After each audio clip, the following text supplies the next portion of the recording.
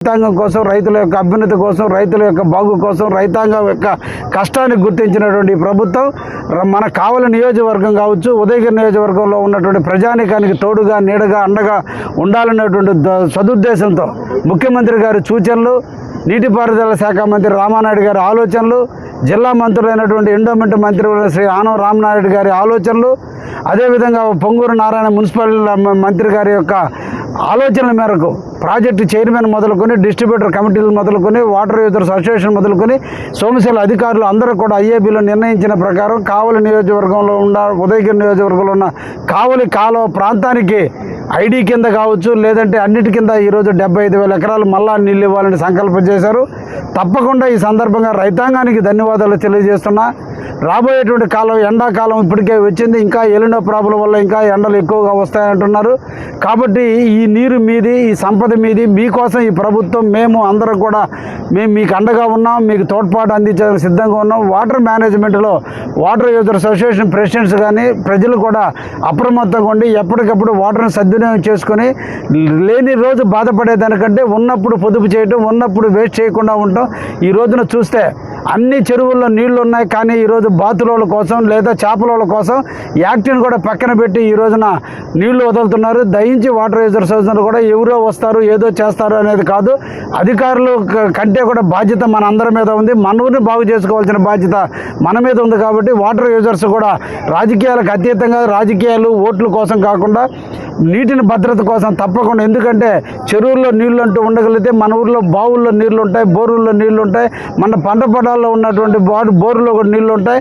కాబట్టి వీటిని ఒక్క తప్పు అందరికీ శాపంగా పరిగణించకుండా చూడాల్సిన బాధ్యత కూడా వాటర్ యూజర్స్ మీద ఉంది. తప్పకుండా చెరువుల్లో నీళ్లను ఎత్తనేయకుండా చూడండి అని చెప్పి ఈ సందర్భంగా మీకు తెలియజేస్తున్నా. అదేవిధంగా లస్కర్లు కూడా చాలా దగ్గర లేరు, దీనికి కూడా నేను అధికారులతో కూడా తెలియజేస్తున్నాను. ఓఎన్ఎం కింద కానీ ఎక్కడైనా వర్కులు పెట్టుకున్న దాంట్లో అడ్జస్ట్ చేసేటువంటి లస్కర్లకి మెయింటైన్ చేయండి. తప్పకుండా లస్కర్ల ఆధ్వర్యంలోనే వాటర్ మేనేజ్మెంట్ చాలా ఇంపార్టెంట్ ఉంది. ఒక్క టీఎంసీ వాటర్ని భద్రపరచడానికి ప్రభుత్వానికి 200 కోట్లు ఖర్చు అవుతుంది.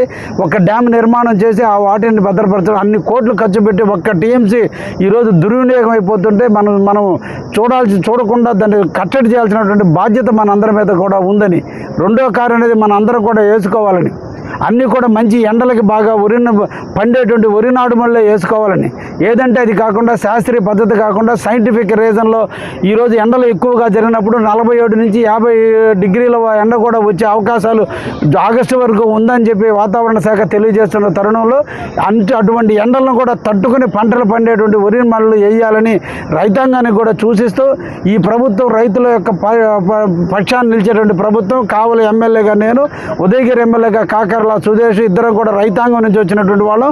తప్పకుండా రైతాంగం యొక్క అవసరాలన్నిటి కూడా మేము తీర్చే బాధ్యత కూడా తీసుకుంటామని కూడా ఈ సందర్భంగా తెలియజేస్తూ, అదేవిధంగా రైతాంగంలో కూడా చాలా అపోహలు ఉన్నాయి.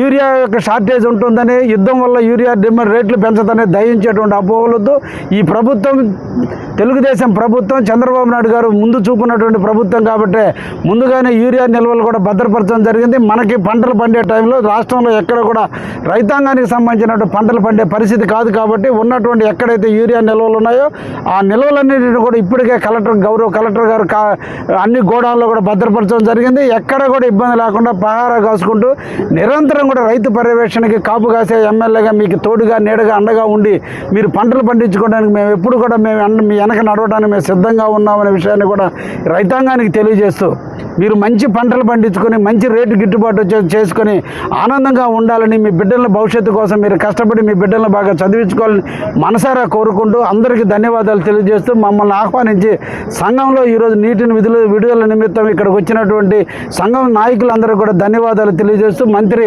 ఆనం రామనాయుడు గారి ఆలోచనలతో జరుగుతున్నటువంటి ఈ కార్యక్రమానికి వారి దీవెనలో ఉండటం నిజంగా అదృష్టంగా భావిస్తూ, ఈ టెక్నో ఒలింపియాడ్, సివోస్పార్క్, మెడిస్పార్క్ వంటి ఆధునిక అకాడమిక్ ప్రోగ్రామ్స్ ద్వారా విద్యార్థుల్లో లాజికల్ థింకింగ్, సైన్స్ అవగాహన మరియు విశ్లేషణాత్మక నైపుణ్యాలను అభివృద్ధి చేస్తూ సిబిఎస్ఈ అండ్ స్టేట్ బోర్డ్ కరికులంలలో అత్యుత్తమ ఫలితాల సాధనకు దృఢమైన పునాది వేస్తోంది నారాయణ. అనుభవజ్ఞులైన అధ్యాపకుల సమగ్ర మార్గదర్శకత్వంలో ప్రతి విద్యార్థిలో logical thinking and analytical skills కి పదును పెట్టి జాతీయ స్థాయి విజేతలుగా తీర్చిదిద్దుతూ వారి ప్రతిభను శిఖరాగ్రాలకు చేరుస్తోంది నారాయణ. అత్యాధునిక డిజిటల్ క్లాస్ రూమ్స్, అత్యుత్తమ ఫిజిక్స్ అండ్ కెమిస్ట్రీ ల్యాబ్స్ తో కూడిన సాంకేతికతతో కూడిన విద్యా వాతావరణం, విశాలమైన ప్లేగ్రౌండ్, పరిశుభ్రమైన డైనింగ్ హాల్లో రుచికరమైన పోషకాహారం, సౌకర్యవంతమైన హాస్టల్ సదుపాయాలు కల్పిస్తోంది నారాయణ. 2026-27 విద్యా సంవత్సరానికి అడ్మిషన్లు ప్రారంభం. వావిలేటిపాడు, ధనలక్ష్మీపురం, నెల్లూరు.